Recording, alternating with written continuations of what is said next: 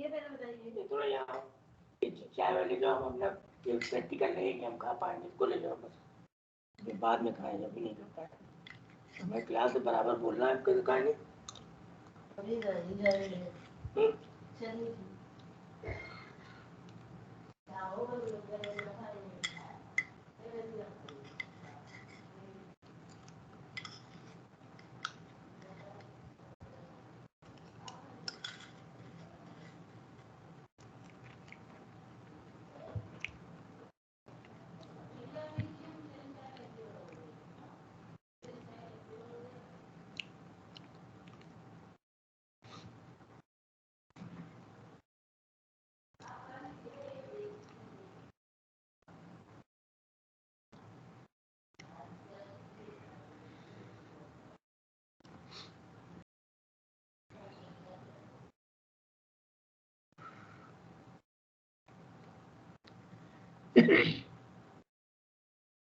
Good morning, everyone. Nitesh Rana. Good morning, sir. Very good morning. Mrityunjay. Okay, so we will start in few minutes because only about 65 people have joined or 70 people have joined. So in the meanwhile, if you have any difficulty to understanding other two lectures, then you can ask questions about that. You can ask any question about whatever we have covered up till now. So by the time more people are joining, we can discuss those problems. Muhammad Azad Ali, Santosh Kumar, Aditi Verma. Let it. Any one of you who is unable to understand anything? Sir, Yeah. I in not India, sir. You are not in India. From where you are, Akash? Why, sir? Hello. Hello. Yes, sir. हाँ बताएं, क्या कुछ कह रहे थे आप? Light नहीं आ रही है साहब। लाइट नहीं आ रही? आवाज साहब। इससे आवाज नहीं आ रही। मैं कह रहा हूँ कि आप जो है वो कोई चीज अगर आपको पिछले 2 लेक्चर में समझ में नहीं आई तो आप पूछ सकते हैं।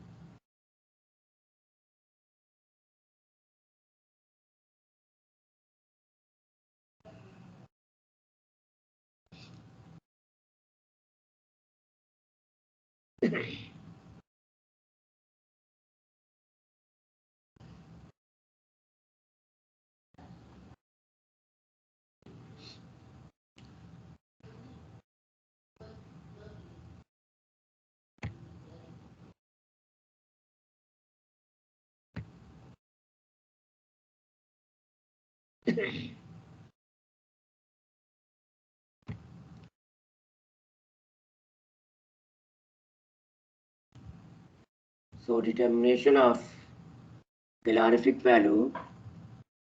Calorific value of the fuel is determined by a device which is known as calorimeter, and there are 2 types of calorimeter which are in use. One is bomb calorimeter, another is gas calorimeter. So because due to the nature of the fuel, that is whether fuel is solid or non-volatile liquid or it is a volatile liquid or gas. So that is why there are 2 types of calorimeter. Because in bomb calorimeter, you can weigh the sample, that is solid fuel and the non-volatile liquid fuel, and put it into the bomb calorimeter, do the experiment, and we'll be able to know the calorific value. But you cannot weigh gas or volatile liquid accurately and then you put it into the bomb. So that is why there is a second type, that is gas calorimeter. In the gas calorimeter, I would like to tell you that there are 2-3 calorimeters such as Juncker calorimeter and Boyce gas calorimeter. But we will discuss only the Boyce gas calorimeter. Now, whether it is a bomb calorimeter or a gas calorimeter, in both type of devices, what we are determining is higher calorific value or GCV, gross calorific value. What is a gross calorific value or HCV, higher calorific value? It is the one where the latent heat of condensation of steam is also added into the calorific value. Because once we determine the calorific value from these calorimeter, it is the requirement of accurate determination that will brought back all the combustion product to room temperature, will brought back all the products of combustion to room temperature. And we have discussed this earlier also, that when hydrogen, the product of combustion of hydrogen, that is water vapor, is formed, isn't it?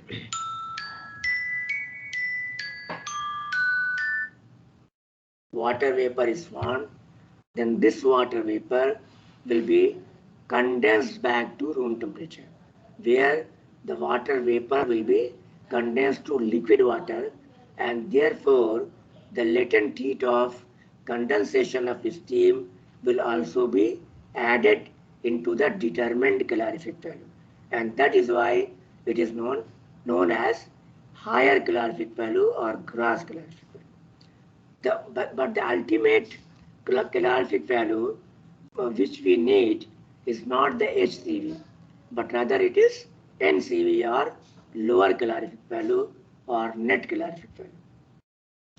Now this net calorific value or lower calorific value, net calorific value or lower calorific value cannot be determined accurately by an apparatus, isn't it? That is why, because for doing that, you have to allow the gas to escape. And when you allow the gas to escape, then much of the heat which has combustion will also escape. So the actual rise in temperature cannot be measured. That is why it is always the higher calorific value is determined, which can be determined accurately, and then the latent heat of condensation of steam is subtracted from that value, and you will be able to get the lower calorific value or net calorific value. So in order to get the net calorific value or lower calorific value, which is ultimate value for us, which is going to utilize for doing purposeful work, we have to determine HCV from a calorimeter. So this was the basis for determination of calorific value. Now, first of all, we will discuss the bomb calorimeter, characteristics of a bomb calorimeter. It is such that the sample is kept in a known amount of the sample is kept in a high pressure oxygen atmosphere within a metal pressure vessel or a bomb, known amount. And then there is a device by which within the bomb you can ignite the sample so that the combustion reaction will take place, because inside the bomb there is sufficient amount of oxygen we have put in, isn't it? So that is why the complete combustion will take place, and whatever heat is evolved as the result of combustion of fuel will be absorbed by two things. First is the material of the calorimeter, and second thing is the surrounding absorbing medium, which is water. So these two things will absorb heat, and therefore the temperature rise is there initial temperature we have already recorded, and the highest temperature attained after the combustion process can be determined, can be measured from a thermometer. And then from this data, you will be able to determine the calorific value. So this is the basis of the determination of calorific value from a bomb calorimeter. Now you can see that the bomb calorimeter looks like this. This is the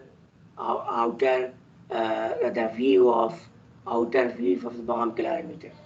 Here it is a metallic basket, isn't it? Metallic basket or with a lid, isn't it? Where you are keeping a bomb, isn't it? Bomb is here. Bomb is a strong wall steel bomb with a very strong lid which can be tightened, isn't it? Which can be tightened so that no combustion of product of combustion would escape. Then inside this bomb, we are having a crucible.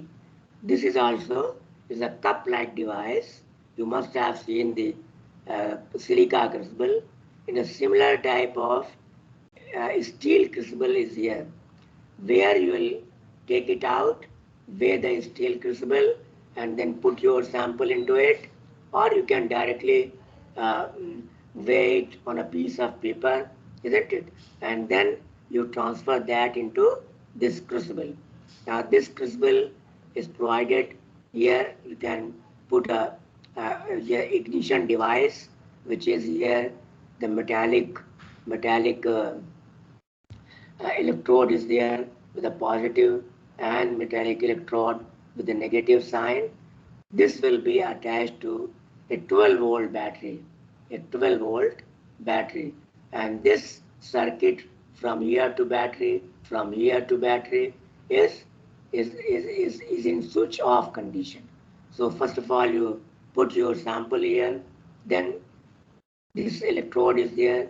From this electrode, you attach a magnesium fuse wire in such a way that it comes from this terminal embedded into this, isn't it, dipped into this sample, isn't it, solid sample or non-volatile liquid sample. Then it's also attached to second terminal, isn't it, in this way. So since it is in the switch off condition, at this moment it will not ignite, isn't it? Then you have put water here, then you put a lid over it, isn't it? There is also, it's not shown here, there's the oxygen valve here, isn't it? Which will, by this outlet, oxygen inlet is here attached like this. You can see in this diagram, isn't it? It's a oxygen inlet which is provided with a knob here, isn't it? So that is also, that is not shown here. So you put this, isn't it? And oxygen, you put sufficient amount of oxygen inside this bomb. Before that, you have to close this lid and you tighten this lid. Inside the lid is made up of, there's a Teflon coating. So once you tighten it, no gas or no product of combustion will be allowed to escape this way. Then outside this bomb, inside this battery, the bucket, known amount of water is present. W gram, capital W gram of water is present here. Here you see it is a thermometer by which we'll record the initial temperature and the final temperature attained. Then there is a mechanical stirrer, is a motor which is stirrer is run by a electric motor. So this will keep on rotating the water so that temperature of water is same all around, isn't it? So this is an external view. Now here you have a detailed diagram of the bomb calorimeter. Now you see This bomb, which I have discussed here, it is this one, isn't it? You see, it is a thick wall steel bomb provided with a strong lid. So you have put your sample here in this crucible or cup or crucible, you have put your sample. Then you have put a wire which is magnesium fuse wire, isn't it? Magnesium fuse wire which is attached to a positive terminal, then it goes into the sample and it is present here inside the sample, embedded in the sample, then it is attached to a negative terminal, which is these two terminals are attached to two terminals of a battery, 12-volt battery, and the entire electric circuit is in switch off condition. So this is how switch off condition. So you have put this and then you have put a strong lid, isn't it? So you tighten that lid and so that inside the lid there is a Teflon coating. So it is so tight that no product of combustion will be allowed to escape. Now after tightening this lid, you open this knob here, which is oxygen inlet knob, isn't it? You attach this to oxygen supply cylinder and open this knob so oxygen will come from here to the bomb and sufficient amount of oxygen will be filled in.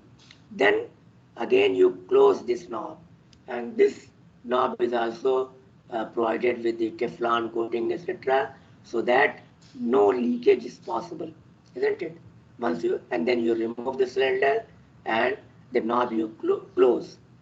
Now there is enough amount of oxygen present here. Around this we have already put water, isn't it? Water is there, so in which this bomb is dipped, isn't it? And it is present there in the southward stand is there where it is bomb is kept, so that water is all around, isn't it? Water is all around. So this water, this is a mechanical extender. I have already told you. This is the thermometer which will record the initial and the final temperature. Now this water is capital W or known amount of water is filled in.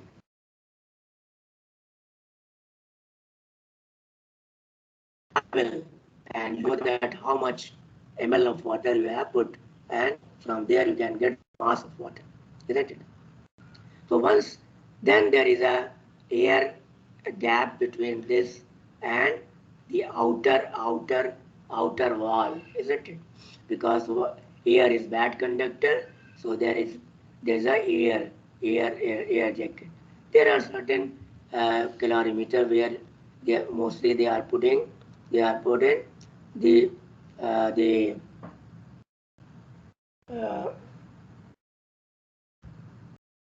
non-conducting material, isn't it here? So that no conduction takes place. So there is certain materials they are keeping here. Then there is an outer wall and there is an outer lid here also. So this lid is also closed and it is also tightened, isn't it? Now this is ready now for experimentation. Now what you do? You know that this is attached to two terminals of the battery and it is in switch off condition. So you switch on the circuit. What will happen? Once you switch on the circuit, this magnesium fuse wire will ignite. When this will ignite, in turn, because the sample is embedded into this magnesium fuse wire, ignition coil, so therefore the sample will also ignite. The sample will also ignite. And since there is enough amount of oxygen is there, so that complete combustion will take place, isn't it? The middle product such as carbon monoxide will not form. It will give you the complete combustion product, that is carbon dioxide, water vapor, oxides of nitrogen, oxide. So all this will be there. So this combustion product will be present here, isn't it? Now, you see, it is not possible from here, so that the combustion products or the gases will escape. They will not be allowed to escape, isn't it? As the definition says, if you allow the product of combustion to escape, these gases will carry out much of the temperature, isn't it? Much of the heat, because it will be at high temperature, and if you allow to escape it, then what will happen? The lot of heat will be escaped from the system, and therefore the actual rise in temperature cannot be determined. That is why what we do, we allow the combustion product to go to higher temperature, isn't it? Rise the temperature, then we allow it to cool down to room temperature. The room temperature is generally taken as 25 degrees centigrade. So you allow it to cool down. What will happen? The gases will be cooled down. At the same time, water vapor which has formed as the result of combustion of hydrogen, it will be converted from water vapor to liquid water, from water vapor to liquid water. And therefore, the liquid water, when it is formed, the latent heat of condensation of steam will be released. When there is a phase transition from vapor state to liquid state, the latent heat of condensation of steam will be released, and that heat, it will also be added into the calorific value, determined calorific value, isn't it? That is why it is known as HCV. So from this data which we have mentioned here, from this data, you can use this equation where HCV is equal to capital W, that is weight of water taken. I have told you in this diagram that there are two materials which will absorb heat. One is surrounding water and another is material of the calorimeter. Material of the calorimeter, etc., where this basket is also there, this oxygen inlet is there, mechanical stirrer is there, isn't it? All these are part of the bomb calorimeter. So all this will also absorb heat, and therefore their temperature will also rise from T1 to T2. So there are two things which will absorb heat. So that two things are expressed here. That is mass of water taken, isn't it? Here in this one, the mass of water taken is W. So this W is here. Then a constant which is fairly constant for a very long time is small w. This small w is the water equivalent of calorimeter. This small w is water equivalent of calorimeter. I am making a statement that small w, or water equivalent of the calorimeter, is fairly constant for very long time, isn't it? For very good number of determination, this small w will be constant. Now this small w will depend upon two things: the nature of the material of the calorimeter, isn't it? Which will be represented in the mathematical form in the form of specific heat, isn't it? A specific heat of the material. And the second thing is the mass of the material, isn't it? Now, specific heat or nature of the material of this calorimeter, etc., will never change. But after so many determination, say you keep on determining the calorific value, and you keep on washing this by some that is nitric acid, what will happen? That some amount of the material will leach out or will be dissolved with the 0.1 normal nitric acid. I will tell you in detail why we will determine, or why we will wash this one. So therefore, this is small w, after few determination, say 50, 20, 50, 75 determination, you have to again determine this small w, because this small w will change. Why it will change? Because due to washing of the calorimeter, some material will be dissolved into it. So mass will change and this small w will depend upon the nature of the material that is expressed by specific heat, which will not change, and the mass of the material, isn't it? So mass is going to change after say 100 washings or so. So therefore, after 100 washing, you have to reassess this small w. Otherwise, initially it is provided by the manufacturer. Multiplied by T2 minus T1. This is the rise in temperature from T1 to T2. So this is there, divided by X.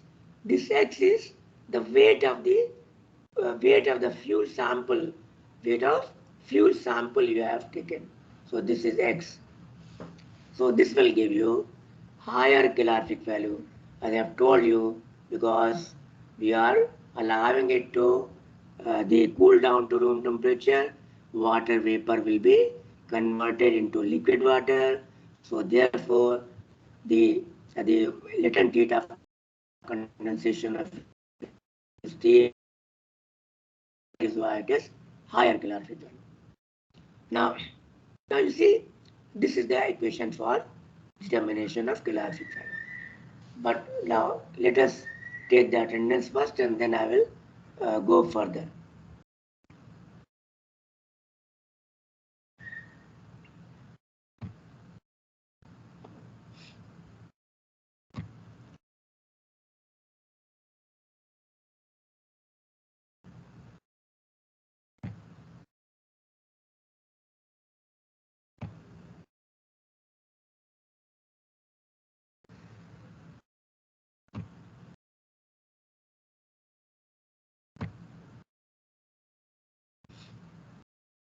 So attendance I have taken, and then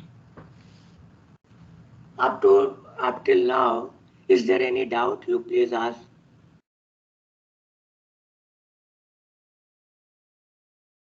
Sir, Uh, sir, why the surrounding medium is only water, sir? We can take any other alternative. yes, if you take any other alternative, suppose you are taking alcohol, isn't it? What's the other alternative? The organic solvent. Suppose the temperature rises there up to suppose 60 degree, what will happen? Isn't it?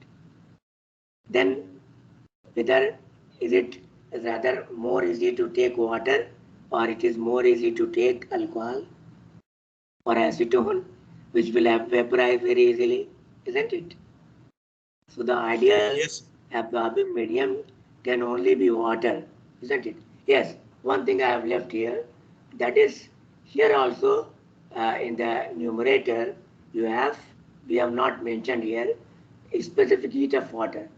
Specific heat of water we have not shown here because specific heat of water is one calories per degree, isn't it?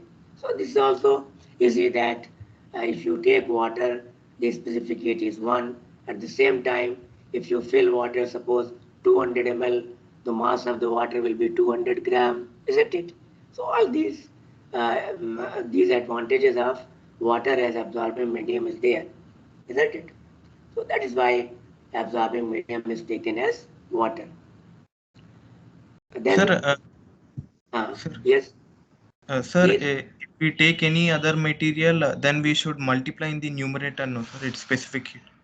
Yes, you can do that. But why Okay, will take that? Because when sir. water is available, isn't Yes, it? sir. Then it is an easy one.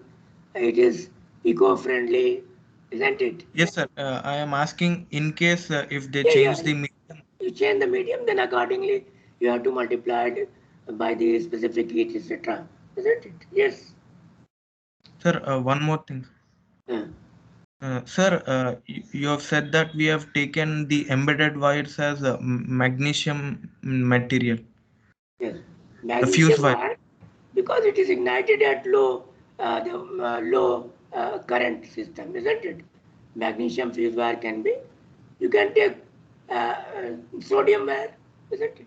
But sodium wire is very difficult as well. You will take it, it will be ignited in the air itself, isn't it? Sir, tungsten iron. Tungsten, no, tungsten will not ignite that easily. Tungsten will not ignite, isn't it? It may glow, but it will not ignite. A 12-volt battery. If you remember, the tungsten bulbs were there, which were working, giving the light at 230 volt, isn't it? Yes, so sir. can it be ignited by 12-volt battery? No. No, sir. Difficult. Understood, sir. Thank you, sir. Yes, that is why it is magnesium fused wire. Okay. Sir, Okay. Yeah.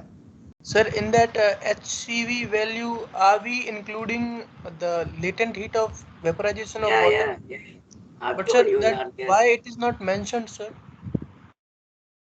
where it is mentioned. That is HCV, what where it is mentioned, sir. I'm asking. where it is mentioned. Yes, sir. If you remember the last class, isn't it? Because you see, HCV is the value as per definition where the latent heat of condensation of steam is included into the HCV. This we have discussed earlier in the last class, isn't it? That is why it is known as higher calorific value. But the real calorific value, which is available for doing purposeful work in the real system, I've told you, it is not HCV, it is NCV. Because suppose you put your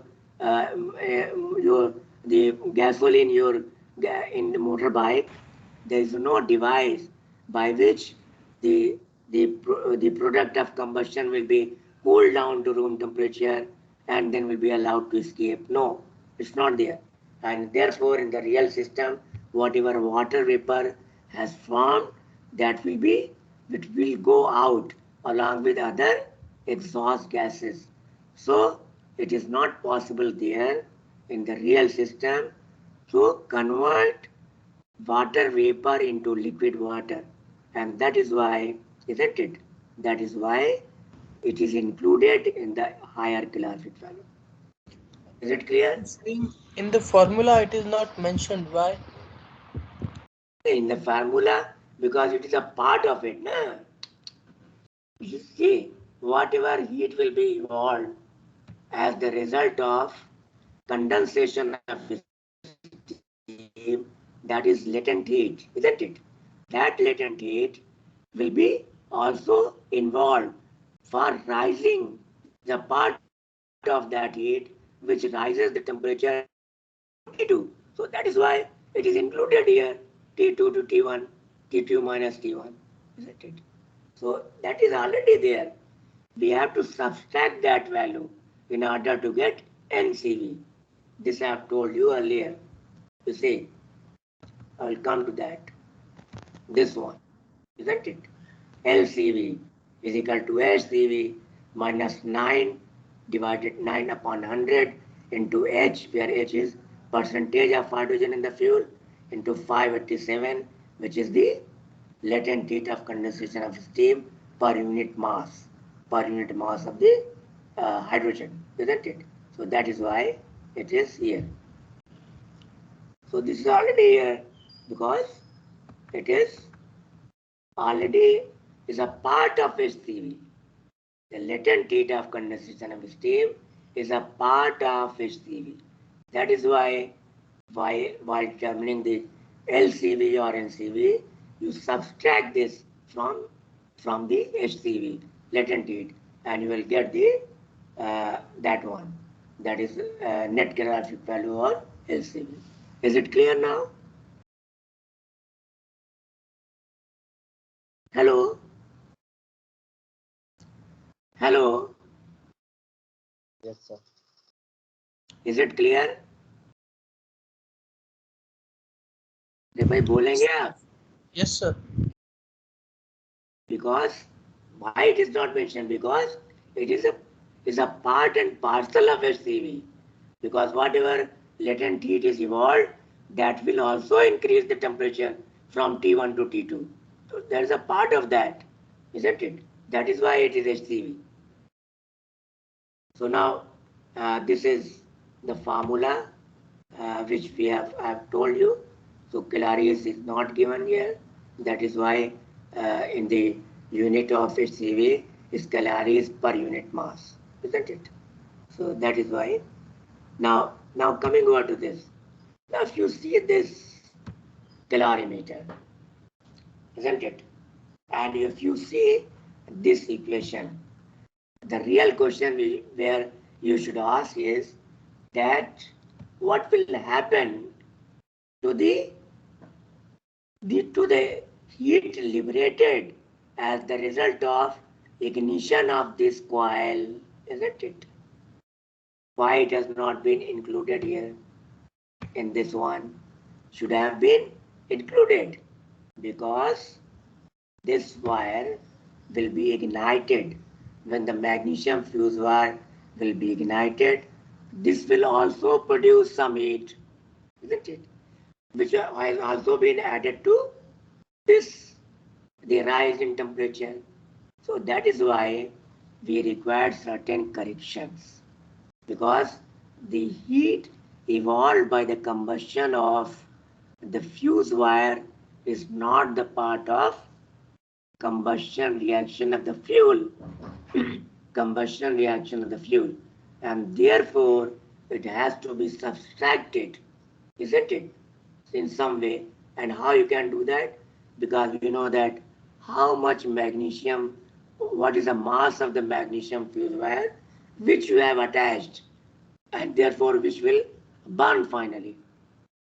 If that mass, before binding the wire, the fuse wire, we take the mass of that, and we know that 1 gram of the fuse wire, magnesium fuse wire, will produce how much calories of heat. This we already know. So therefore, this much gram of this much gram of the ignition, that is ignition coil, that is magnesium fuse wire, will produce how much heat. So that has to be subtracted, and therefore there are certain corrections which have to be made into this. The first correction is the fuse wire correction, isn't it? This correction is fuse wire correction, because the fuse wire which you are taking here, I have just told you, will ignite, and therefore it will also produce some heat. And that heat is also involved in rising the temperature of the entire thing from T1. It's a part of that, part of rise of temperature from T1 to T2. And since this is not the part of the heat obtained by the combustion of the fuel, therefore this has to be subtracted. So therefore, the first correction which is made into this equation is not very accurate. Therefore, we have to do certain correction. The first correction which comes out to be fuse wire correction. And therefore, this heat evolved, or calories of heat evolved by the combustion of fuse wire, has to be subtracted from the total heat evolved. That is why you see in this equation we have, this was the earlier equation, here we have, this is negative sign here, you can see the negative sign is here. So therefore this is correction for fuse wire. CF is the correction for fuse wire. Then the second correction is cooling correction. Cooling correction. You see, whatever you do, whatever insulating material you take here, isn't it? Whatever precautions you take here, some of the heat will be lost to the surrounding. Why you are doing taking insulating material? In order to minimize the loss of heat to the surrounding, isn't it? But since we are doing this experiment and it will take a good time, isn't it? from rising the temperature from T1, T2, T2, and then from bringing down from T2 to room temperature. So therefore, a good time is required for this experimentation. So for this time period, the loss of heat to the surrounding is not negligible. It is not negligible. It is not negligible. Therefore, one has to correct for this also. So therefore, what will happen? It means that due to the loss of heat to the surrounding, the temperature rise in temperature is not very accurate. So you have to correct it. How to correct it? Because something will be more be added, because actual rise is slightly more than this. So that has to be determined, and this is determined in terms of cooling correction. So generally, the cooling correction is, there are certain experiments by which you can do. You burn a standard sample whose HCV is known to you, then you take the actual rise in temperature, etc., which is apparently you are looking from T1 to T2, etc., and all these equations here you will apply, isn't it? Known amount of water, constant is known to you, X is known to you, and HCV is known to you. If you burn that, you will find that this HCV which is coming out of the experimentation is not really coinciding with the experimental value. So what is the difference? That will be added here into the rise of temperature, and this is known as TC. It is also determined by experimentation, where the rate of cooling multiplied by time taken in cooling. Rate of cooling multiplied by time taken in the cooling. So this will give you the TC, and you can see this TC or cooling correction is known as TC. This will be added into the rise of temperature. The rise of temperature is given by T2 minus T1 plus TC. So this is the rise of the actual rise in temperature, where TC accounts for the loss of heat to the environment. So this will be taken up. So first correction is CF, the second correction is TC. Now, again there is a third correction. Here you see, now again come back to this diagram. Here you see, you have carbon dioxide as the product, you have water vapor as the product. At the same time, if nitrogen and sulfur is there in the fuel, that oxides of nitrogen are here, oxides of sulfur are here. You see, the formation of oxides of sulfur from sulfur compound is SOX. Similarly, conversion of nitrogen into upon combustion will give you NOx. Now you see, this formation of SOX from sulfur, NOx from nitrogen, it is a part of combustion process. Is a part of combustion process. So whatever heat is evolved here into this first step, isn't it? From here to here. Please try to understand this. And if you are unable to, then please let me know. You see, this is a half reaction, isn't it? This you can say it is a half reaction. Complete reaction is this one. So conversion of sulfur into SOX. Similarly, conversion of nitrogen into NOx, isn't it? Compounds of nitrogen into NOx is a part of combustion process, and therefore whatever heat is evolved into this reaction, that sulfur to sulfur oxide or nitrogen to nitrogen oxide is a part of combustion reaction, and whatever heat is evolved into this combustion reaction, it is a part of calorific value of the fuel, isn't it? But since inside the bomb, the atmosphere is, climate is different. That is, high temperature is here, high pressure. How high pressure is here? You have put good amount of oxygen, first of all. Then the solid product has been, the solid reactant, that is fuel, has been converted into gaseous product. So therefore, the pressure inside this vessel will be very high. The high pressure is there, high temperature is there, and water vapor is there, oxides of nitrogen and sulfur is also there. Carbon dioxide is there, but carbon dioxide will not react with this. It will react, it will redecompose. So therefore, the oxides of nitrogen and sulfur in this climatic condition will further react. It will not stop here. It will further react to produce sulfuric acid and nitric acid. They will further react to produce sulfuric acid and nitric acid, isn't it?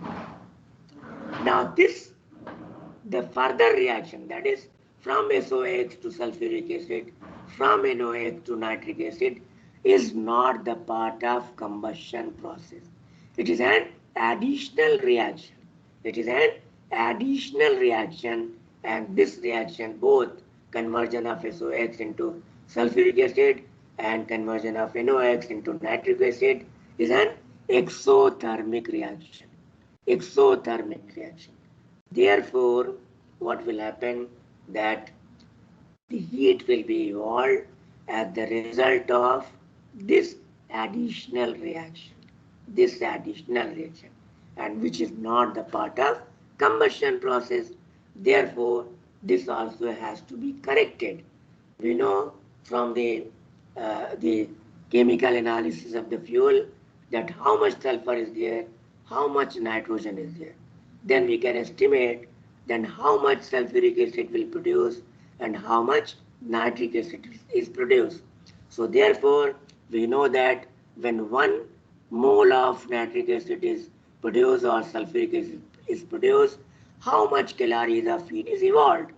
So depending upon how much mole has been has formed from the form of the sulfuric acid and nitric acid, we can determine how much calories of heat has produced as a result of this additional reaction, this additional reaction, this additional reaction.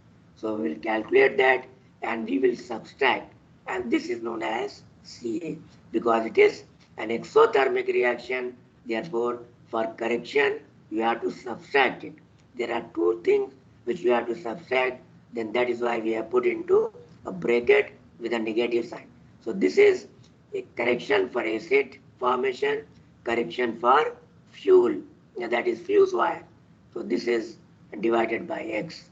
So this is the equation for the complete equation and accurate equation for the formation of this, the HCV, isn't it? And as I told you, from this HCV, you can always determine the LCV by subtracting the amount of latent heat of condensation of steam.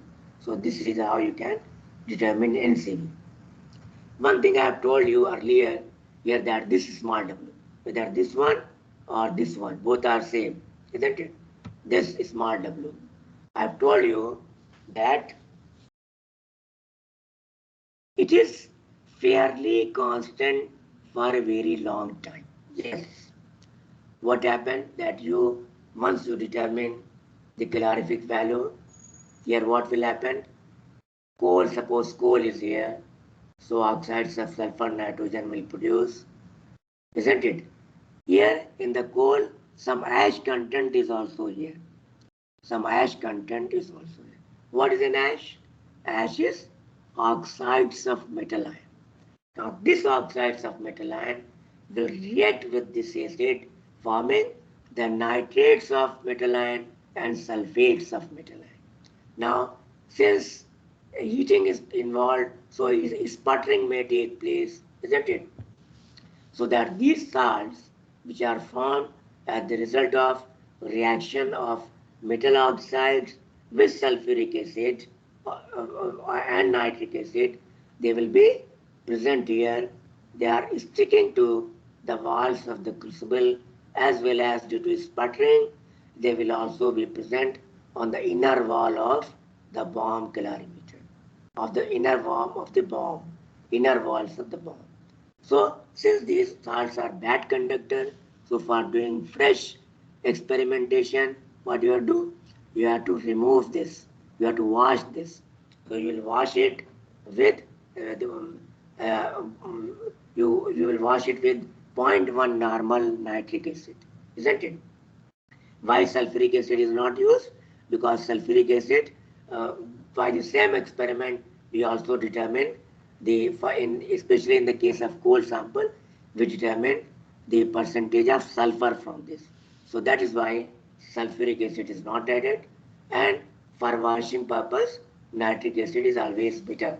So we are using nitric acid, 0.1 normal acid. For washing this, the sticking salt on the surface of the crucible and on the inner surface of the bomb calorimeter. So we are washing it with 0.1 normal nitric acid. Then what will happen?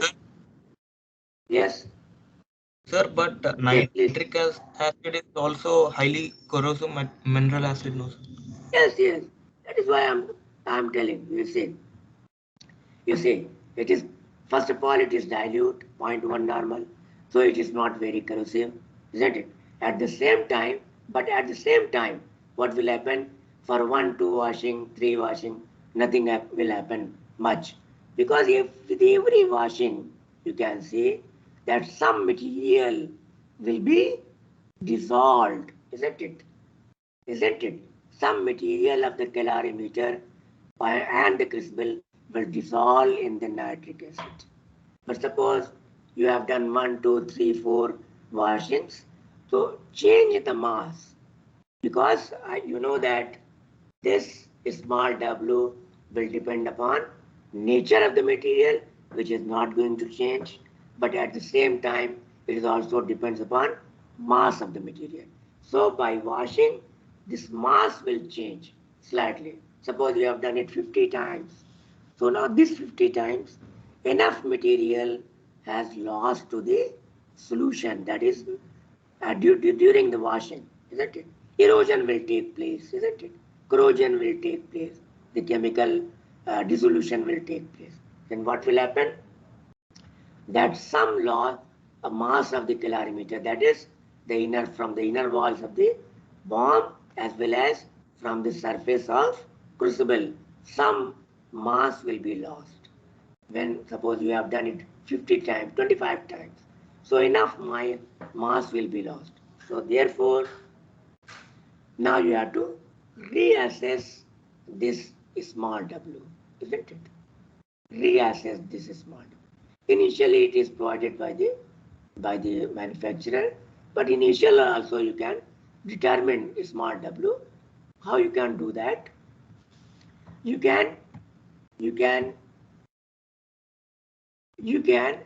burn a standard sample such as benzoic acid, which can be obtained in the purest of the pure form, and also can be weighed accurately because it is non-hygroscopic, is a primary standard substance. So therefore, and its HCV is also known to us. HCV of benzoic acid or naphthalene, both are taken as standard.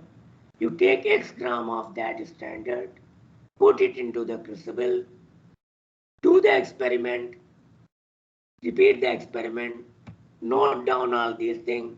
Capital W is known to you. T1, T2 you have recorded.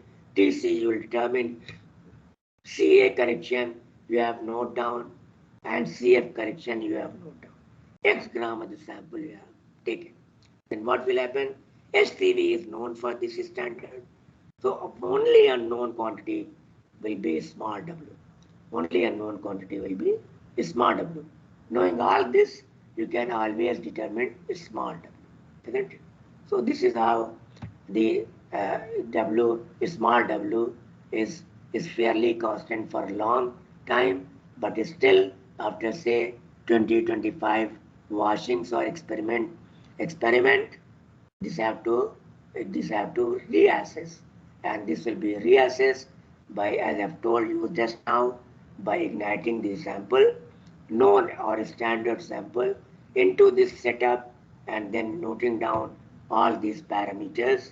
Only a known quantity will be small w, and therefore HCV is known to you, so small w can be determined.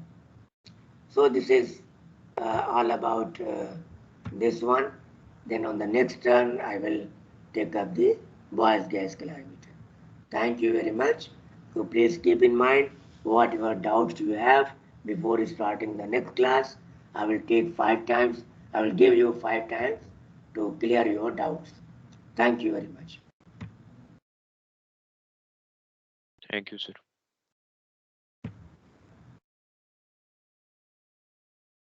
First of all, let me